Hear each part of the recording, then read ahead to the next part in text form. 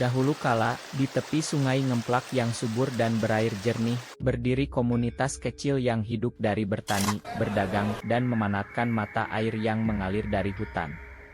Masyarakat di sana berasal dari latar belakang yang berbeda-beda, ada yang memeluk agama Hindu, ada pula yang mulai mengenal ajaran Islam. Mereka hidup berdampingan namun tidak selalu rukun.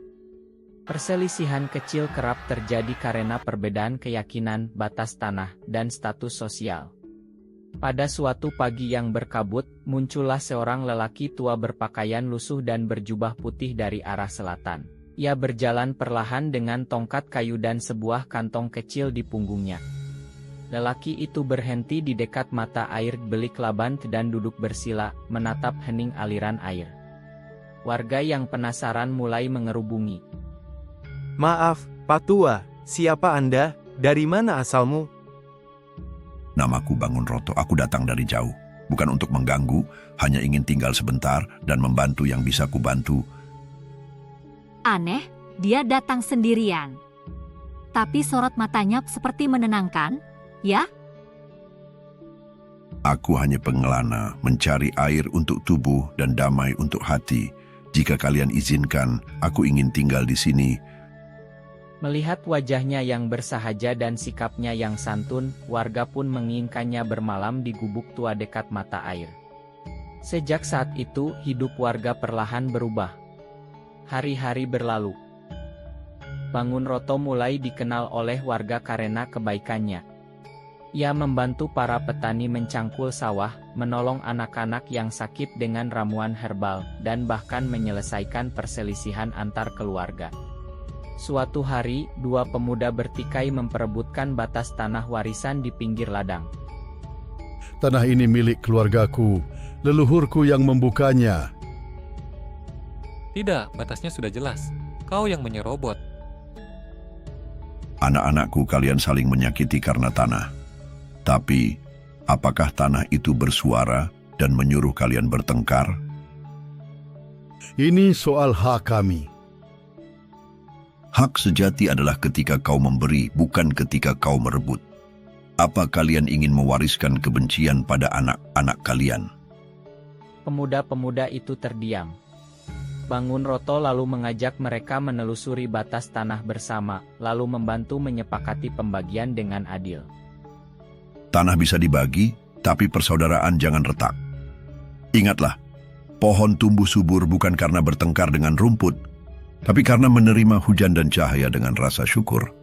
Sejak saat itu, warga mulai memanggilnya dengan sebutan Syekh. Tapi gelar itu bukan karena ia mengajar agama, melainkan karena ia selalu menunjukkan kasih sayang kepada siapapun. Tak hanya menyelesaikan masalah, Syekh Bangun Roto juga menjadi sosok yang diterima oleh semua kalangan. Ia sering terlihat membantu warga Hindu memperbaiki atap pura, lalu berbincang ramah dengan pedagang dari luar daerah yang sedang beristirahat. Pada suatu malam, warga berkumpul mengelilingi api unggun. Mereka meminta Syekh Bangun Roto memberi nasihat. Syekh, mengapa Anda tidak pernah membedakan siapapun? Bahkan yang tak seagama pun Anda tolong dengan sepenuh hati. Karena Tuhan tidak menciptakan manusia untuk bersaing dalam kebencian, tapi untuk saling mengasihi.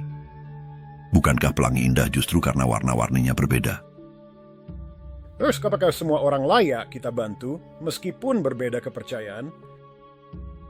Jika hatimu bersih, kau tidak akan bertanya siapa layak dibantu. Kau hanya akan bertanya apa yang bisa aku perbuat hari ini untuk sesamaku. Nilai-nilai itu menyebar luas, dan warga dari desa-desa sekitarnya mulai berdatangan untuk mendengar nasihatnya. Bahkan rombongan peyarah dari jauh seperti Majalengka dan Tasikmalaya pun datang, menyebut beliau sebagai Ki Ageng Tapak Jagad, sang pejalan dunia yang menebar kasih. Bertahun-tahun Syekh Bangun Roto tinggal di tepi sungai Ngemplak. Ia tak pernah meminta penghormatan, hanya ingin hidup sederhana dan berguna. Suatu pagi ia ditemukan telah meninggal dalam posisi duduk bersila, tenang seperti tertidur, di dekat mata air Belik Laban. Warga yang mencintainya menyusun batu andesit sebagai makamnya, menghadap kiblat. Nisan itu hingga kini masih ada di pemakaman Kelurahan Karangsari, dijaga dan diarahi oleh banyak orang. Meskipun asal-usulnya tetap misterius, ada yang bilang dari Banten, dari Mataram, atau dari negeri seberang, namanya tetap hidup dalam hati warga. Karena lebih dari asal-usul, yang dikenang adalah tindakannya, menyatukan, bukan memecah, membangun, bukan meruntuhkan. Hingga kini, masyarakat Karangsari mengenangnya sebagai Syekh Bangunroto, tokoh welas asih yang membangun kesamarataan.